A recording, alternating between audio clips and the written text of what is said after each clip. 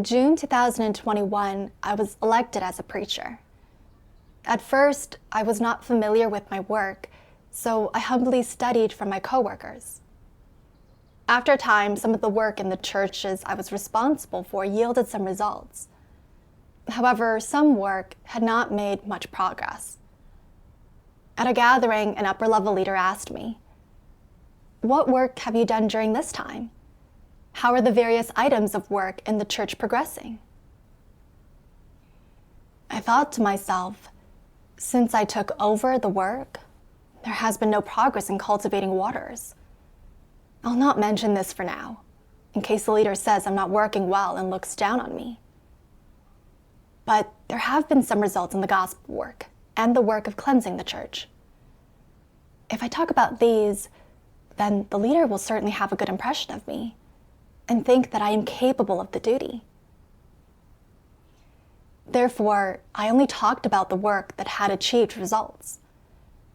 I didn't expect that the leader would then ask me about how the cultivation of waters was progressing. I thought to myself, if the leader finds out that I haven't found any candidates suitable for cultivation, will she say I lack work capability? So I said, "I'm looking for people right now." After hearing this, the leader didn't ask in more detail. She just urged me to cultivate people as soon as possible. I was secretly happy in my heart, thinking that I had finally gotten away with it. Unexpectedly, the leader asked me again, "Are there any security risks with the gathering houses?" I became nervous as soon as I heard this.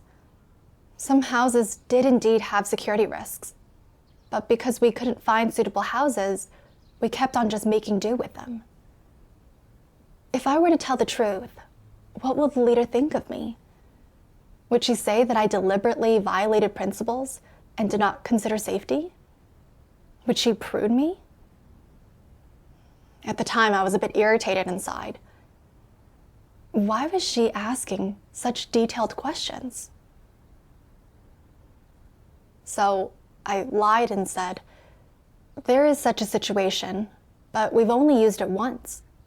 When I get back, I'll turn it around." The leader seemed to see right into my mind. She pruned me, saying, "You are well aware that the gathering house is unsafe, and yet you still keep using it. If anything happens, the consequences would be unthinkable. Will you be able to bear them? Also, no waters suitable for cultivation have been found yet. Is this not delaying the work?" Hearing the leader say this, I panicked even more. The leader discovered so many problems with me the first time she met me. How can I show my face? Will the leader say I'm not up to the duty? At the same time, I also silently defended myself. I haven't been responsible for the work very long, so it is understandable that some work hasn't been done well. Hasn't my other work yielded some results? You should give me a bit of time so I could take it slowly. I explained to myself by saying that I had just started to train and still didn't understand some principles. The leader listened and then fellowshipped with me about some principles. The matter passed. A few days later, that upper-level leader came to our church to handle some affairs. In passing, she asked how many leaders and workers in my area of responsibility could be promoted and cultivated, and if there were any that needed to be dismissed or reassigned. I thought to myself, last time, when the leader acquainted herself with the work, many of my problems and deviations were exposed. Why is she asking again? I'm not in frequent contact with some of the leaders and workers, and I'm not too sure if they can be promoted and cultivated. As for those leaders and workers who don't get good results in doing their duties, I can't weigh up right now whether they need to be reassigned. What should I say? If I say I don't know, then the leader will think I'm not doing real work. If I say I do know, I won't be able to talk clearly about the details. Therefore, I answered in a perfunctory way. I can't discern this. I wouldn't be able to weigh it up properly. The leader saw that she couldn't get an answer to the questions and didn't ask anything more. After that, I realized that my attitude was wrong, and I felt a bit of self-reproach. The leader only wanted to understand the specifics of the work of the church, and it wasn't the case that I didn't understand anything. Why could I not just speak honestly? The next day, the leader found me for fellowship and asked me, "Why did you not speak truthfully when reporting the situation with the work? And why don't you want people to supervise and check up on the work you are responsible for? What disposition is this?" When I heard this, my heart thumped in my chest. What will the leader think of me now? I have not been doing real work, and also I haven't let her supervise the work. This is surely a serious issue. Therefore, I cautiously replied, "I just understood that I have been quite deceitful."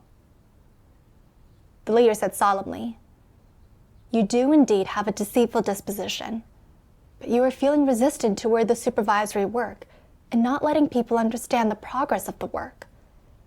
This is obstructing the implementation of the work of the church. This is revealing the disposition of an antichrist. You must reflect on yourself thoroughly."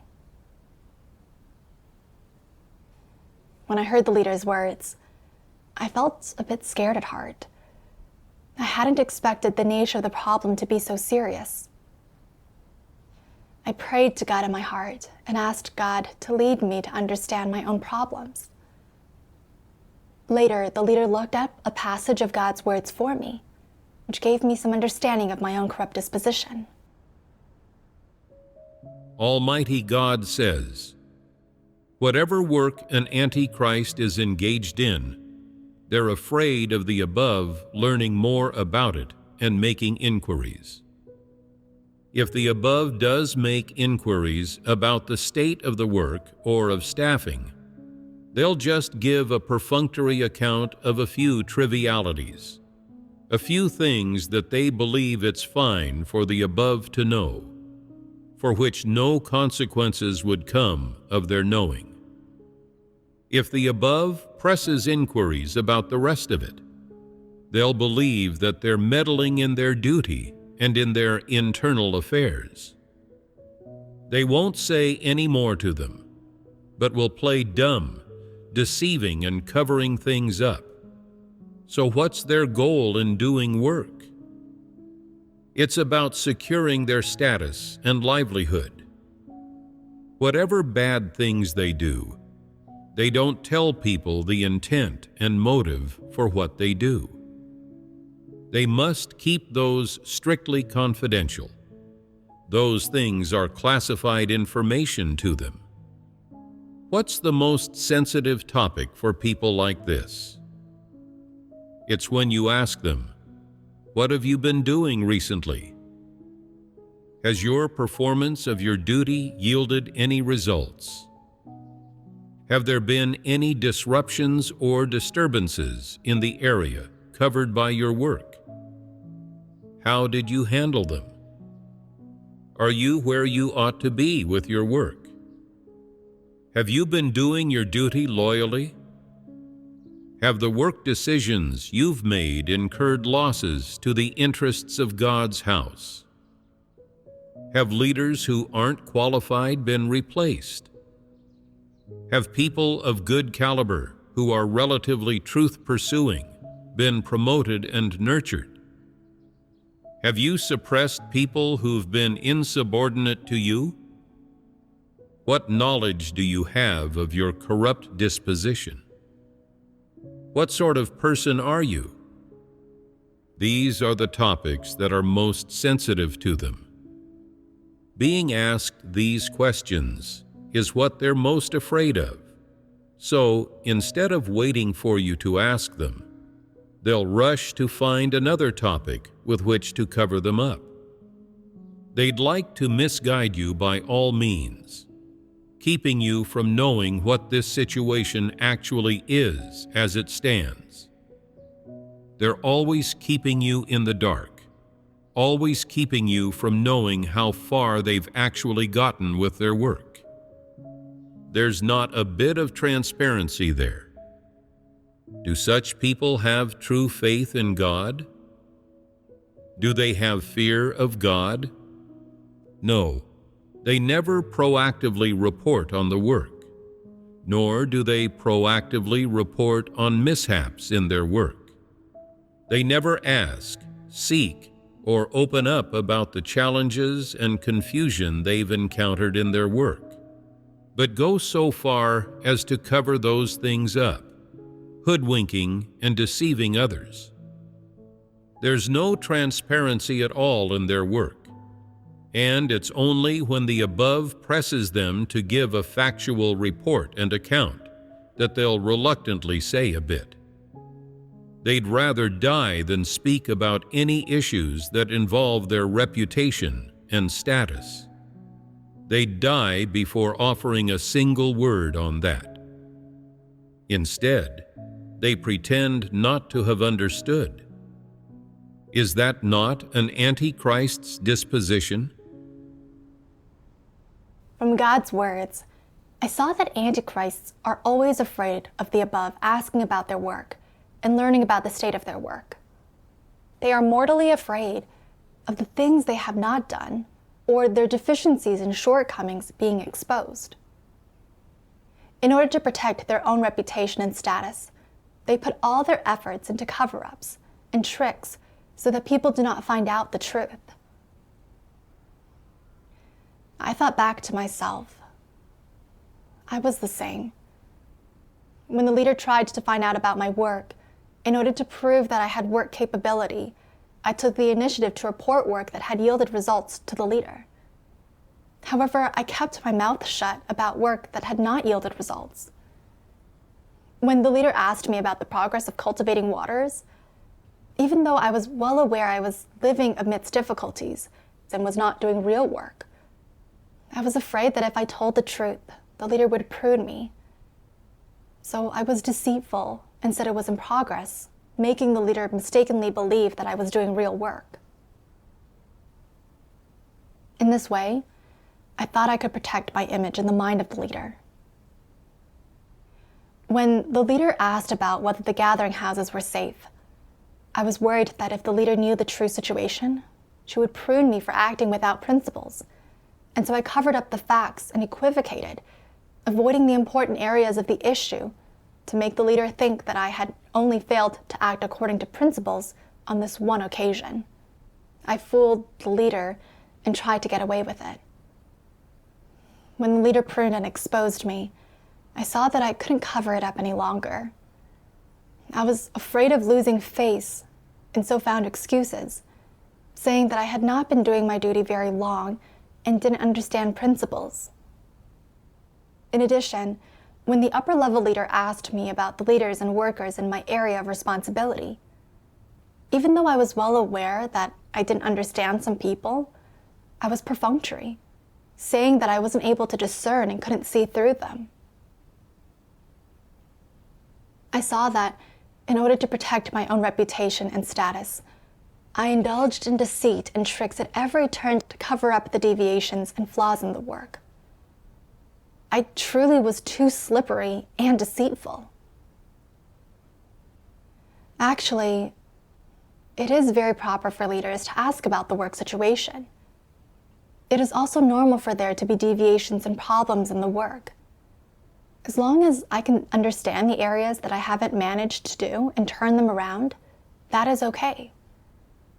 However, I was unable to treat them correctly and didn't think about how to do things to benefit the work of the church. Instead, in order to protect my own reputation and status, I flagrantly indulged in deceit and trickery. I devoted all my efforts to covering up the deviations and flaws in the work. I was mortally afraid of them being discovered by the leader.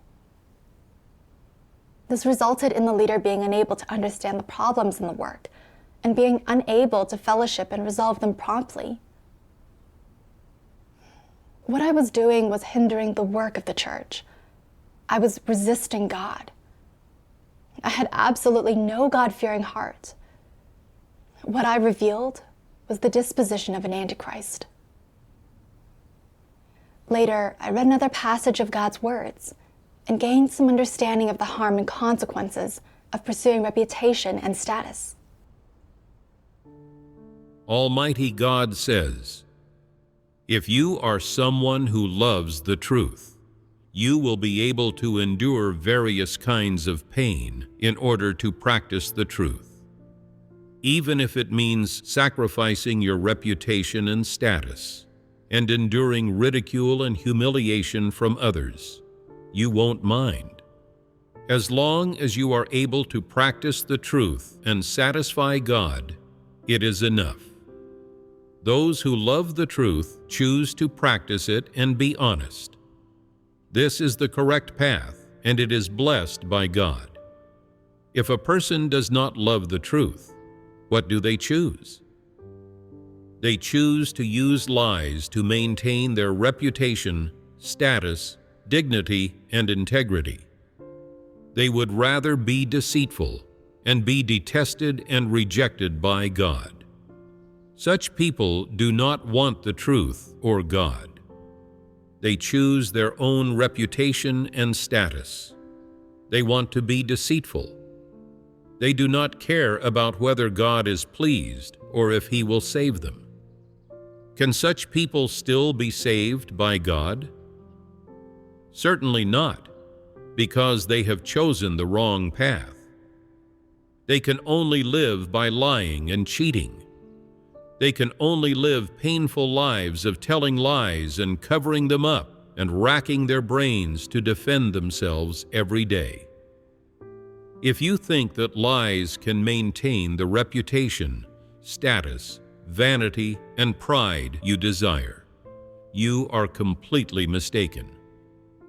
In reality, by telling lies, not only do you fail to maintain your vanity and pride and your dignity and integrity, more grievously, you miss the opportunity to practice the truth and be an honest person. Even if you manage to maintain your reputation, status, vanity, and pride at that moment, you have discarded the truth and betrayed God.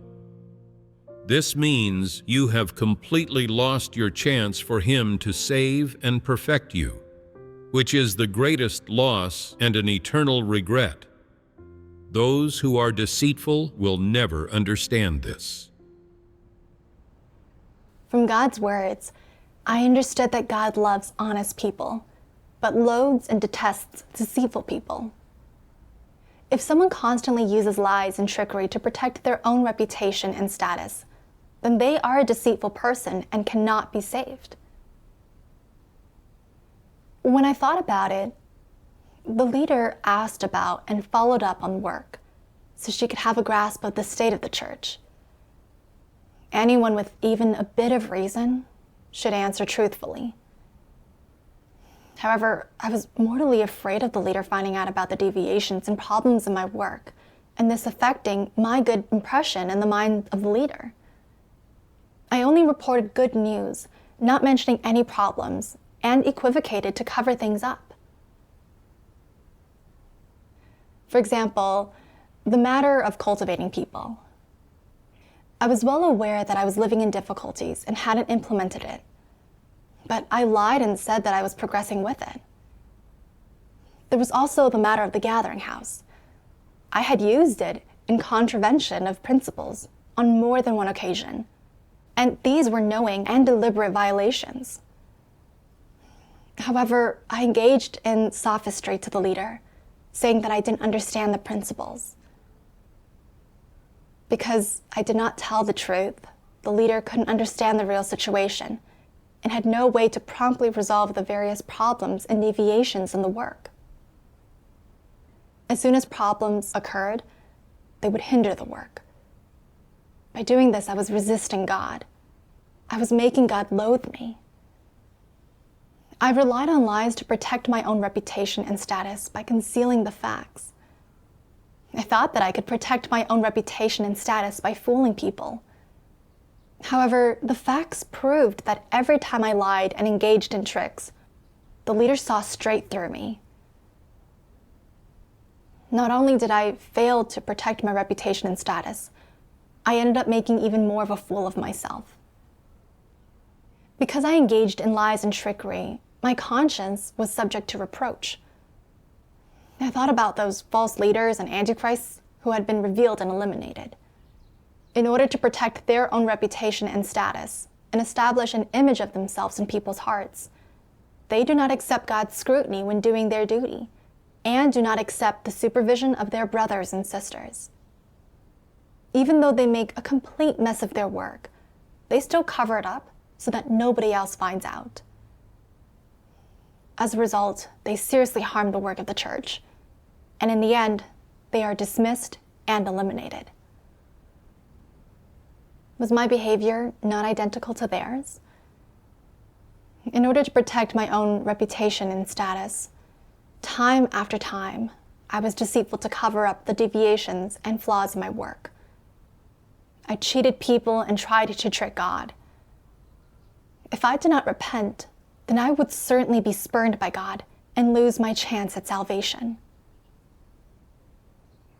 During my devotional, I read these words of God.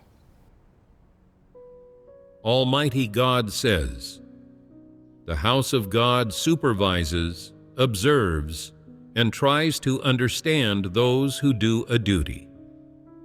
Are you able to accept this principle of the house of God?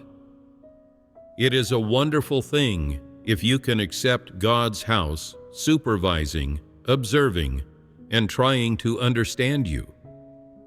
It is of help to you in fulfilling your duty, in being able to do your duty in a way that is up to standard and to satisfy God's intentions. It benefits and helps you without any downside at all. Once you have understood this principle, should you not then no longer have any feelings of resistance or guardedness against the supervision of leaders, workers, and God's chosen people? Even though sometimes someone tries to understand you, observes you, and supervises your work, this is not something to take personally. Why do I say this? Because the tasks that are now yours, the duty you perform, and any work that you do are not the private affairs or personal job of any one person. They touch on the work of God's house and relate to one part of God's work. Therefore, when anyone spends a little time supervising or observing you, or gets to understand you on a deep level, trying to have a heart-to-heart with you and find out what your state has been like during this time, and even sometimes when their attitude is a little harsher, and they prune, discipline, and reproach you a bit, this is all because they have a conscientious and responsible attitude toward the work of the house of God. You should not have any negative thoughts or emotions toward this. What does it mean if you can accept it when others supervise, observe, and try to understand you? That in your heart you accept the scrutiny of God. If you do not accept people's supervision, observation, and attempts to understand you, if you push back against all this, are you able to accept the scrutiny of God? The scrutiny of God is more detailed, in-depth, and accurate than when people try to understand you. God's requirements are more specific, exacting, and in-depth. If you cannot accept being supervised by God's chosen people, are your claims that you can accept God's scrutiny not empty words? For you to be able to accept God's scrutiny and examination, you must first accept being supervised by the house of God, the leaders and workers, or the brothers and sisters. From God's words, I understood that everyone has a corrupt disposition and is often involuntarily perfunctory when doing their duties. They also often do things that violate principles based on their own ideas, damaging the work of the church. Before obtaining the truth, nobody is reliable. Therefore, when we do our duties, we must accept the supervision of the leaders and our brothers and sisters.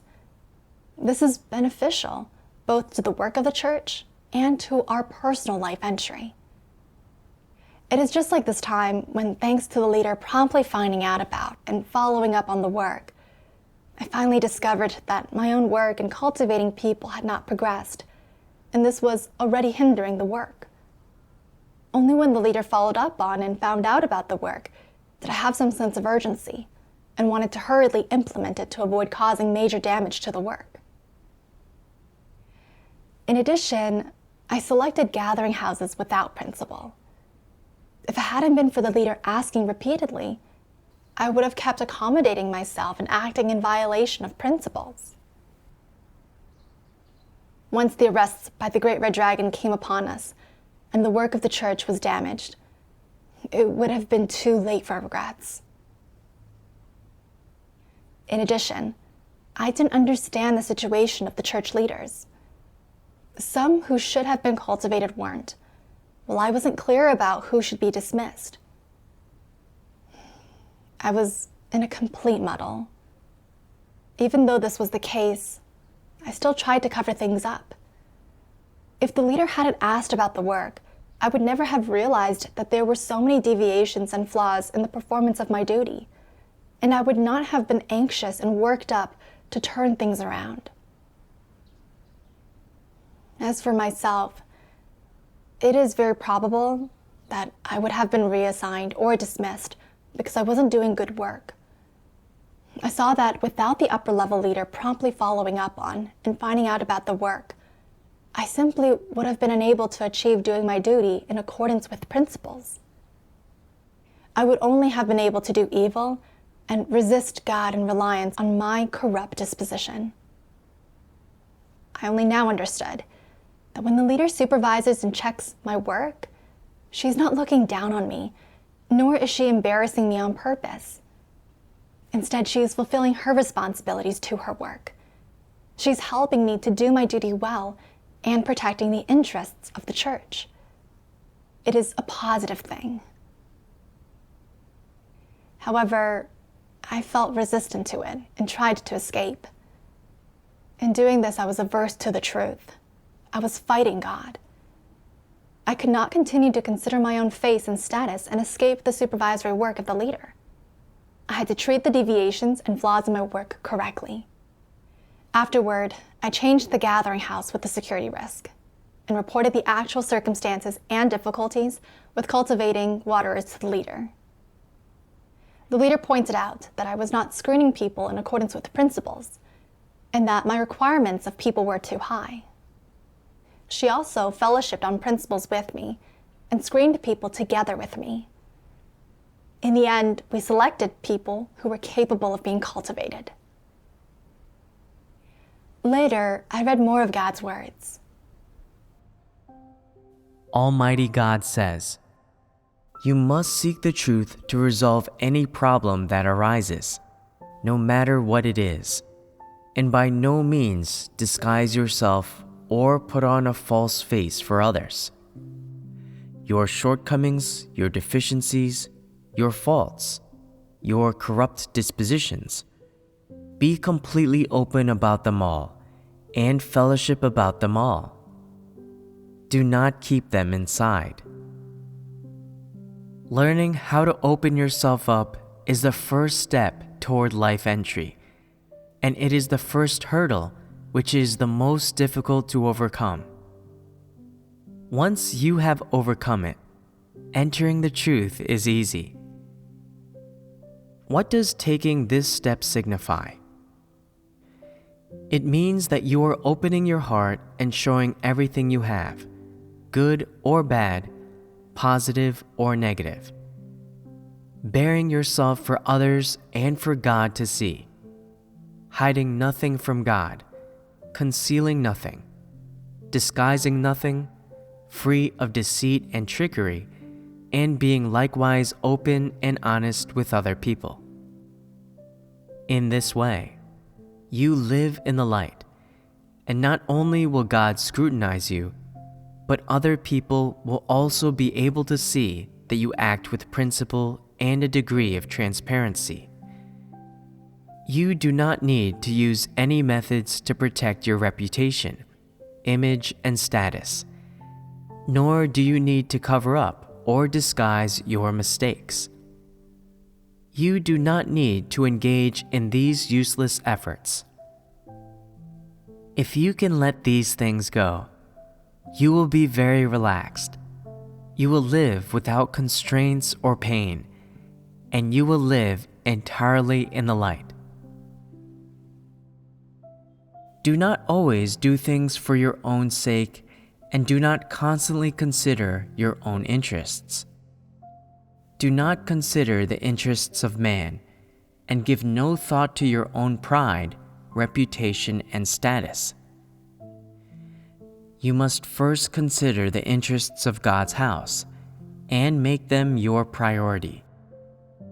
You should be considerate of God's intentions, and begin by contemplating whether or not there have been impurities in the performance of your duty, whether you have been loyal, fulfilled your responsibilities, and given it your all, as well as whether or not you have been wholeheartedly thinking about your duty and the work of the church.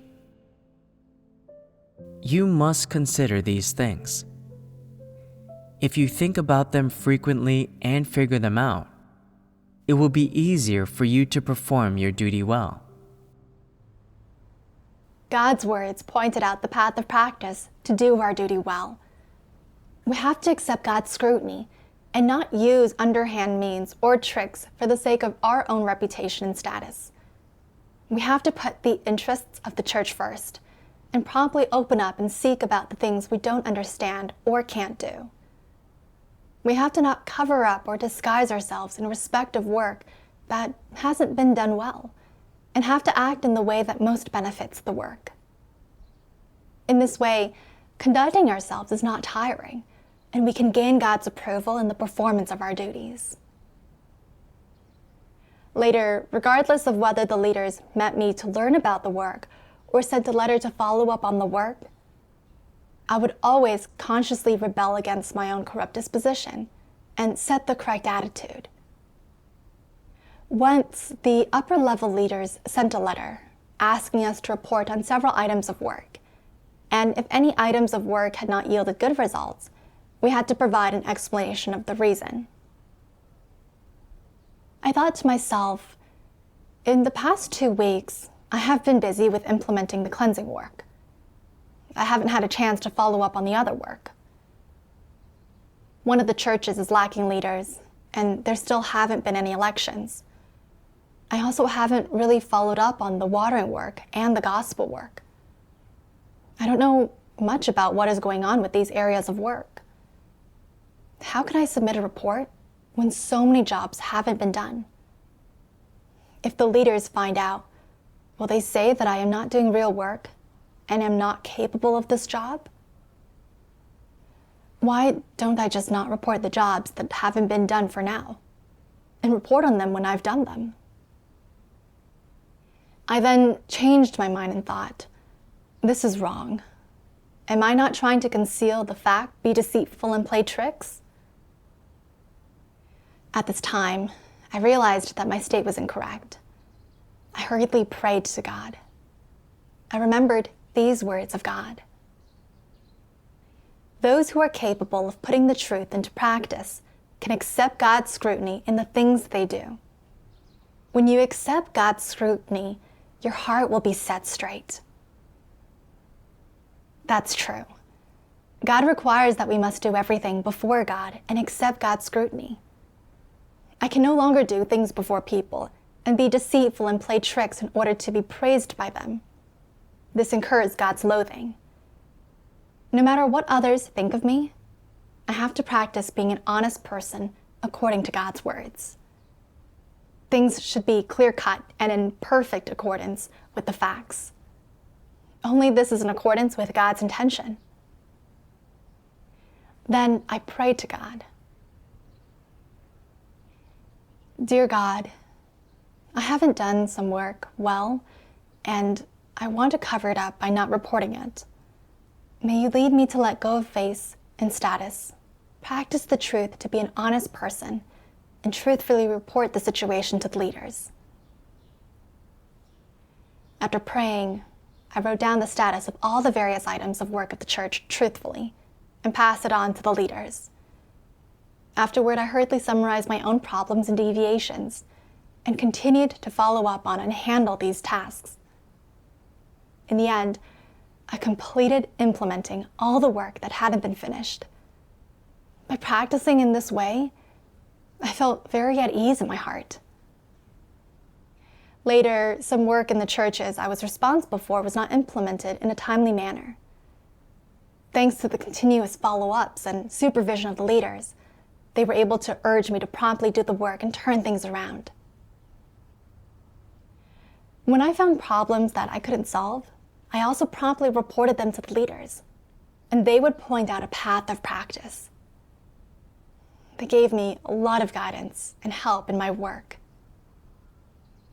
Now, I accept the leaders supervising and following up on my work from the bottom of my heart. Through this revelation, I finally saw that in my nature, I did not love the truth. For the sake of reputation and status, I was even able to lie, engage in trickery, cover up the flaws in the work, and escape the supervision of the leaders. I was walking the path of antichrists.